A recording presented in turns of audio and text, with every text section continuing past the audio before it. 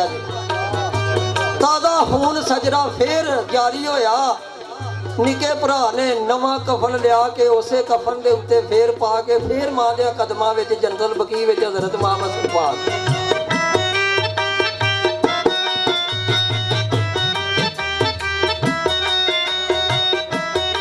ते हज़रत इमाम हुसैन पाक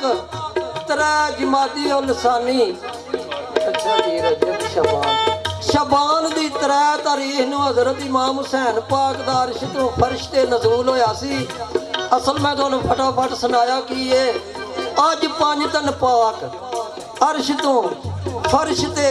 अल्लाहुम्मा सल्ली अला मुहम्मदिन व अला आले मुहम्मदिन दरूद शरीफ अज मुकम्मल होया ते लाला जी कुल फरिश्तियां ने नबी पाक दी वारी भी ज़ियारत वास्ते भी आए। हज़रत अब्दुल मुतलब नूं मुबारक वास्ते भी आए। मौला अली मुश्किल कुशा दी वारी भी ज़ियारत वास्ते भी आए। सरकार नूं मुबारक वास्ते पाक हसन दी वारी अली नूं भी नबी नूं भी बाप नूं भी नाना जी नूं भी नाले ज़ियारत वास्ते नाले मुबारक वास्ते फरिश्तियां ने भी अज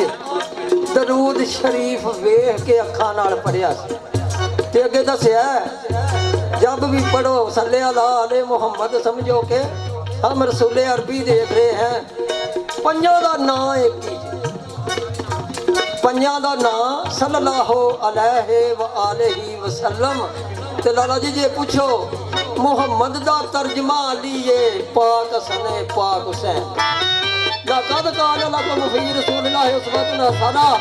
नबी पाक दा उसवा हसना है। हाँ जी जिस वक्त इमाम हुसैन पैदा होए ने उस वक्त की गल जी।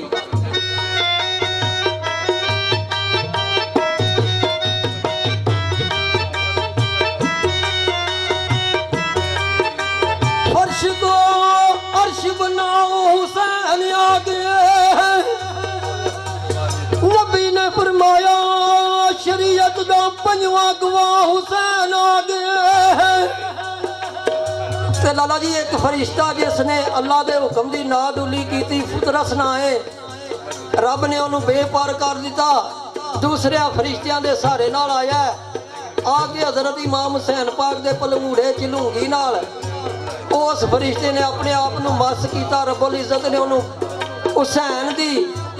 मार्फत के सदके दोबारा पार अता फरमा दिते ते ओदी परवाज़ लाला जी हुसैन ना तशबीह देने लगा।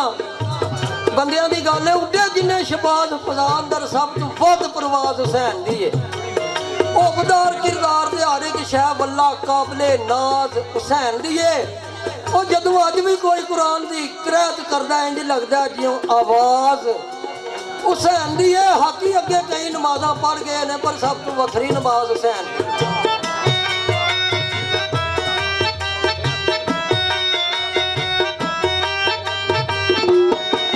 अपने नाज ख्यालात को बैठा जो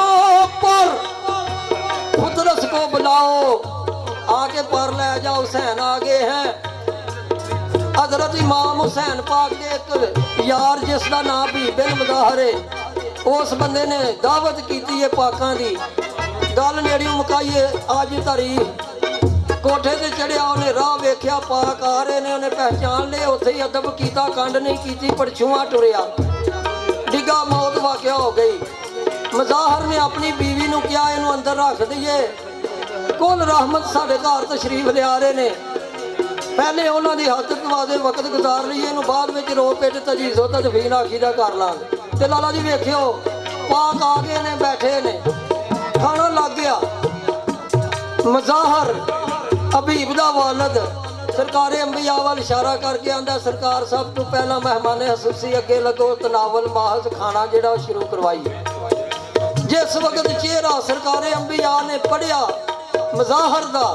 मौला अली मुश्किल कुशा वाल इशारा किया मुजाहर दा चेहरा पढ़ो।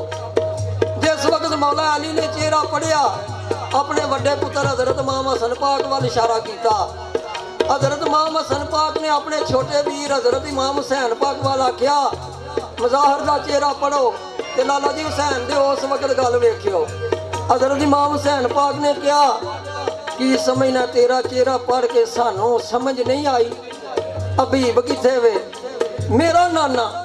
मेरा वालद मां दी शान हजरत इमाम हसन पाक ते मैं सारियां नालों निक्का रब दी तकदीर दी किताब विच जेड़ी गल ना लिखी होवे साडा घराना लिखवाना जानदा रब दे अर्श ते लिखे हुए राज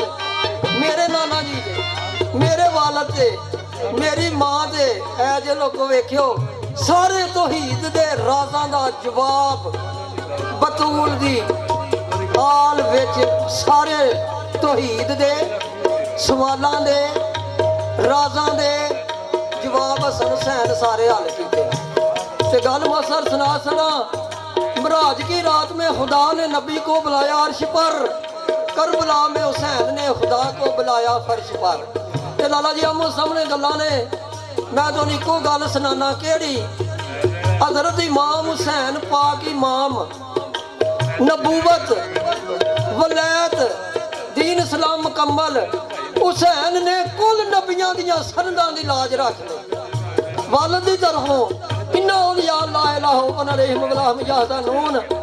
क़यामत तक आउण वाले नेक बुजुर्ग जेड़े ने अल्लाह दे वली सारे गौस कुतुब तार अब्दाल वली कलंदर जिन्ने है ने वालिद दी मोर उन्हां ते लगे दी ला दी वलियां दे सरदार मौला अली मुश्किल कुशा इदू अगे लाला जी अल्लाह जी ने नबूवत नूं इमामत विच तब्दील फरमाया हजरत इब्राहिम इस्माइल अलैहिस्सलाम वाली कुर्बानी नूं कुर्बानी अजीम विच तब्दील फरमाया सच पूछना जे इधरों वेखियो इमामत ने नबूवत दा वलायत दा वजन इंज चुकिया लाला जी थलियो थम भी कट सड़े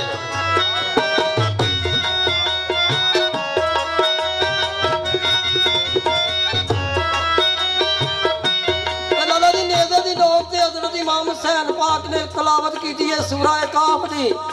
ना लोगों को समझ रहे जेड़े महराज ते साजे ओवा करबला मुहल्ला विच साजे अल्लाह जी ते पांच दिन पाक लाला जी अल्लाह जी आख्या ते पांच दिन पाक सारे बंदियां नूं पता ऐस वेले पर्दा पोश एक औरत अपने सिर दी चुन्नी नाल मैदाने करबला नूं साफ कर रहीआं सन और रसूल दी धी बतूल हुसैन दी मां ते लाला जी अल्लाह जी भी आ गए ने नाना जी जेड़े ने वे नेज़े ते जिस वक्त समझ गुंबद ते इमाम हुसैन पाक दी नजर पई ते आख्या उरे आ नाना आ वेख मजलूम दी झोकां बीमार समझ के रेत गरम ते महकूआन सलाए लोकां कोई पत्थर मारे कोई तीर मारे हाथ कैंडे रोका नाना बदन मेरे विचों खिच काना एक तीर ते नाल त्रै नोका ते लाला जी उस वक्त आखिरी गल अल्लाह जी ने कहा सोनिया मैं कला वारी वारी सारियां दा वसाल याद कर लो हुसैन मैं तेनू छड़ के नहीं जाना मैं तेनू नाल लैके जाना दरूद शरीफ अगे अरशे मोला ते मैं पढ़दा रहा हुण भी अरशे मोला ते कुल शहीद जिंदा उस वक्त अल्लाह जी ने क्या वेख्यो अली असगर की शहादत बारी रब्बुल इज्जत ने कहा माशाअल्लाह इन्ना तैना कल कहो सर अली असगर फसल रब्बे का माशाअल्लाह अली अकबर वन हर हुसैन वन हर माशाअल्लाह अगू एदी तशबीह दसन लगा नाने दी पुश्ते जिस वक्त हज़रत हुसैन पाक दौराने नमाज अल्लाह ने कहा सजदा लम्मा गल याद आ गई है उस वक्त अल्लाह जी ने नबी नूं कहा पढ़ ते हुसैन दी वारी लोगों अल्लाह जी ने कहा हुसैन तू बस कर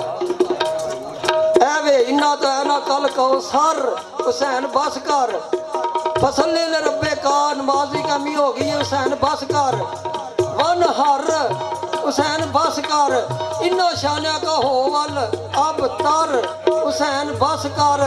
रब्बुल इज्जत ने कहा सारियां गल्लां नेड़ियों मुकाईए शरीयत तुहाडी तरीकत तुहाडी हकीकत तुहाडी मार्फत तुहाडी कुरान तुहाडा कलमा तुहाडा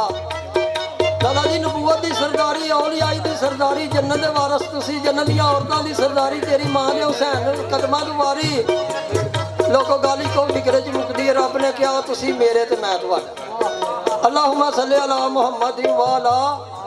आले मुहम्मदिन ਲੋ ਲੋਕੋ ਅਸਲ ਵਿੱਚ ਭਾਈ ਵੀ ਕਹਿ ਰਿਹਾ ਕੁਝ ਪਿੱਛੇ ਕੋਈ ਮੇਰਾ ਵੀਰ ਰਹਿੰਦਾ ਫਿਰ ਦੁਬਾਰਾ ਅੱਲਾ ਨੇ ਚਾਹਿਆ ਕਦੇ ਤੇ ਫੇਰ ਸਹੀ ਲਓ ਬਈ ਅੱਲਾ ਭਾਈ ਰੱਖਾ ਨਾਲੇ ਭਾਈ ਜਨੀ 1.25 ਲੱਖ ਨਾਲ